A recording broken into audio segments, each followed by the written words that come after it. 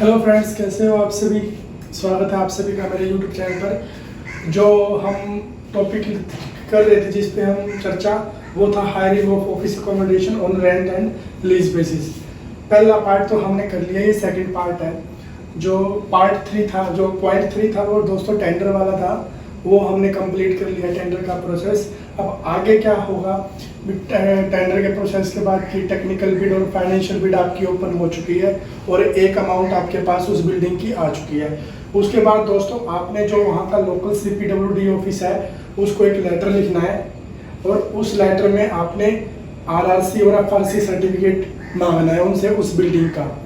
जो RRC means rent reasonable certificate और FRC fair rent certificate. तो इस सिचुएशन में जो CPWD विभाग के अधिकारी हैं वो उस बिल्डिंग में जाएंगे, उस बिल्डिंग का मेजरमेंट करेंगे और मेजरमेंट करने के बाद वो उस बिल्डिंग की जो वैल्यू है वो दो मेथड पे देंगे, एक प्रिंसिपल ऑफ वैल्यूएशन पे और दूसरा मार्केट वैल्यू। मान लो उन्होंने 1 रुपया दे दिया, 1 रुपया पर स्क्वायर फीट पे होता है ये दोस्तों। वो जब भी कोई आपको अमाउंट देंगे ना, वो पर स्क्वायर फीट के अकॉर्डिंग देंगे। ठीक है, मान लो ये 1 रुपया हो गया, ये हो गया 4 रुपया पर स्क्वायर फीट। ठीक है दोस्तों, जो भी आपने बिल्डिंग हायर करनी है। उसके बाद क्या होगा, ये आपके पास RRC और FRC सर्टिफिकेट आपके ऑफिस को मिल जाएगा। उसके बाद फिर जो आपके HOD हैं वो एक रेंट नेगोशिएशन कमेटी कॉन्स्टिट्यूट करेंगे, जिसमें आपके AC लेवल तक के अधिकारी होंगे, ग्रुप A ऑफिसर के अधिकारी होंगे और एक आप ग्रुप B अधिकारी और एक एडमिनिस्ट्रेशन सेक्शन से ले सकते हैं। एक रेंट नेगोशिएशन कमेटी बनाएंगे जो पार्टी के साथ कांटेक्ट करेगी, जो जिसकी बिल्डिंग हम हायर कर रहे हैं उससे कांटेक्ट करेगी।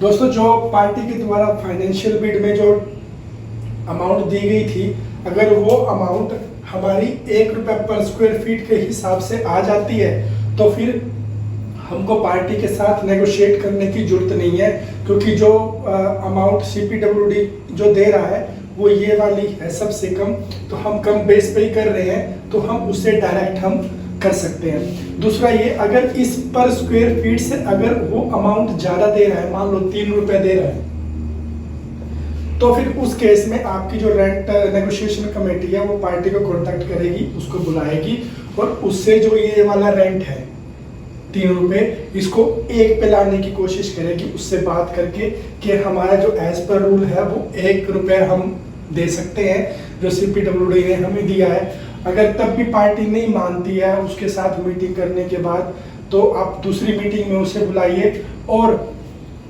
जो 1 रुपया है वैल्यू, 1 रुपया जो वैल्यू है उसको जो नेगोशिएशन कमेटी है वो 1 रुपये से ज़्यादा 1.5 रुपये में, या मान लो पार्टी डिमांड कर रही है कि हम तो 3 रुपये में देंगे और हमको उसको 3 से कम लेके आना है, 2 पर 2.5 पर जितने पे भी वो मान जाए। उसके बाद अगर वो मना ही कर देता है कि हम नहीं देंगे इतने में बिल्डिंग, तो उसके बाद रेंट जो कमेटी है वो HOD को अपना जो मिनट्स ऑफ मीटिंग है वो पुटअप करेगी फॉर इंफॉर्मेशन के लिए कि हमने रेंट जो पार्टी है उसको बुलाया और उसके साथ हमने रेंट नेगोशिएट किया। नेगोशिएट करने के बाद पार्टी जो है वो 2.5 पर स्क्वायर फीट के जो अमाउंट है उस पर एग्री हो गई है एग्रीमेंट करने के लिए।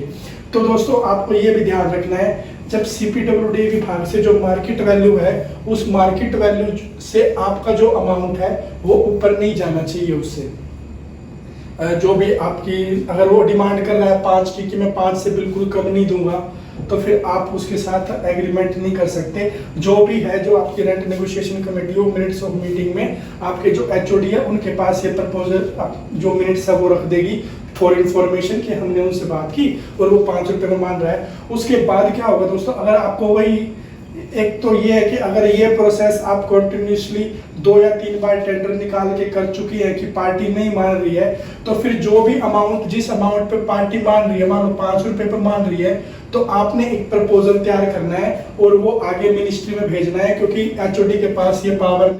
दोस्तों इसमें जो हमारा अगला पॉइंट है वो है SLA स्टैंडर्ड लीज एग्रीमेंट। दोस्तों इसमें ना एग्रीमेंट करने के लिए भी गवर्नमेंट ने कुछ एक स्टैंडर्ड सेट किया हुआ है कि आप एग्रीमेंट है जो पार्टी के साथ हायरिंग और बिल्डिंग वाला वो कितने साल का कर सकते हो और उसके बाद उसके बाद क्या करना है। ठीक है दोस्तों, इसके अकॉर्डिंग हम जो पार्टी के साथ एग्रीमेंट करना है वो 3 साल तक का तो मैंडेटरी है, आप 5 साल तक का भी कर सकते हो। और 3 साल के बाद जो रेंट एग्रीमेंट है वो रिवाइज करना होता है, उसको चेक करना होता है। और ये रिवीजन तभी होगा जब जो पार्टी है वो आपको लिख के देगी, जो आपकी जो एग्रीमेंट की जो एक्सपायरी डेट है उससे 6 महीने पहले आपने ये प्रोसेस शुरू कर देना है। और जब पार्टी लिख के देगी तब आपने प्रोसेस शुरू करना है, क्योंकि इसमें पार्टी की जब 3 साल कंप्लीट होने को होते हैं तो पार्टी लिख के देती है कि आप हमारा जो रेंट है वो रिवाइज कर दो, क्योंकि 3 साल कंप्लीट होने वाले हैं। उससे के बाद ही आपने ये प्रोसेस शुरू करना है रेंट रिवीजन का। कि भाई ये हम इसके बारे में जो रेंट रिवीजन वाला है ये हम अगले चैप्टर में बात करेंगे। दोस्तों, जो रेंट नेगोशिएशन कमेटी है वो पार्टी के साथ रेंट नेगोशिएट करके जो भी वैल्यू आई है उस वैल्यू को मिनट्स ऑफ मीटिंग बना के उस पर साइन वाइन करके वो जो मिनट्स ऑफ मीटिंग है वो टेंडर की कमेटी के सामने रख देगी।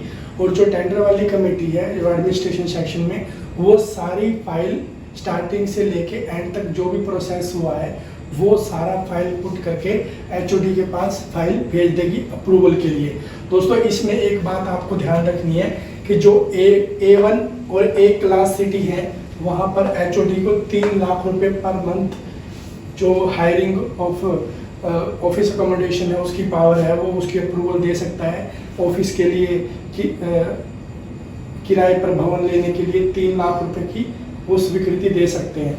बट जो अदर सिटी है उसके लिए 1.5 लाख रुपया पर मंथ है। तो आपने ये चीज़ भी ख्याल रखना है कि इस वैल्यू के जो ये रूल है इसके अकॉर्डिंग ही हो। अगर इससे ज़्यादा है तो उसके बाद आपको जो हायर ऑफिसर है अगर इससे ज़्यादा है तो इसके बाद आपका जो हायर ऑफिस है उसको अप्रूवल के लिए आपको भेजना पड़ेगा या फिर मिनिस्ट्री में। ठीक है दोस्तों, ये आपको ध्यान रखना है। अगर आपका इस अमाउंट के नज़दीक है तो आप पार्टी के साथ एग्रीमेंट कर सकते हो। और एग्रीमेंट करने के बाद उस पर भी सिग्नेचर वगैरह होते हैं, 3 पार्टी की तरफ से होते हैं और 3 हमारे ऑफिस की तरफ से होते हैं। एग्रीमेंट होने के बाद हम वो बिल्डिंग हायर कर लेंगे। उसके बाद जो भी हमारा टेंडर वाला प्रोसेस है वो कंप्लीट हो जाएगा। हम उसको जब ये एक बार रेंट नेगोशिएशन कमेटी के बाद जो भी एक बार हमारे जो कमिश्नर साहब हैं जो भी आपके एचओडी है वो अप्रूवल दे देंगे, तो फिर टेंडर की प्रक्रिया को भी कंप्लीट करना होगा। क्योंकि जो एओसी पार्टी को निकालनी होगी, जो अवार्ड ऑफ कॉन्ट्रैक्ट पार्टी को देना होगा टेंडर पर, ऑनलाइन जो ई प्रोक्योरमेंट पोर्टल पे है, तो तभी हम वो प्रोसेस कंप्लीट कर पाएंगे। ठीक है दोस्तों, इसके बाद फिर हम एग्रीमेंट कर लेंगे और बिल्डिंग हायर कर लेंगे। और फिर जो वहाँ का जो ओनर है, पार्टी है, हम उसको अपने अकॉर्डिंग जैसा हमने काम कराना है, ऑफिस में कैसे कैबिन बनवाने हैं वो हम कैबिन बनवा सकते हैं। जो भी हमारी डिमांड है, जो भी हमने टेंडर में डाल रखी होगी वो सारा का सारा हम काम करा सकते हैं। ठीक है दोस्तों, इसके बाद का जो है अगला जो हमारा चैप्टर होगा, इसके तो पार्ट 2 है। एग्रीमेंट कंप्लीट होने तक के ये कंप्लीट हो गए हैं, पार्ट 1 और पार्ट 2। ठीक है दोस्तों, अब हमारा जो नेक्स्ट जो होगा वो होगा रेंट रिवीजन। मतलब अगर 3 साल तक हमने कंटिन्यू बिल्डिंग हमने रखी है तो उसके बाद का क्या प्रोसेस होगा और कैसे हम वो प्रोसेस कंप्लीट करेंगे। ठीक है दोस्तों, अगला जो हमारा चैप्टर होगा वो उस पर होगा rent revision of the hiring accommodation, government accommodation. Okay friends, thank you. अगर आपको ये वीडियो अच्छी लगी है तो प्लीज़ मेरे चैनल को सब्सक्राइब कीजिए, शेयर कीजिए, लाइक कीजिए। ठीक है फ्रेंड्स।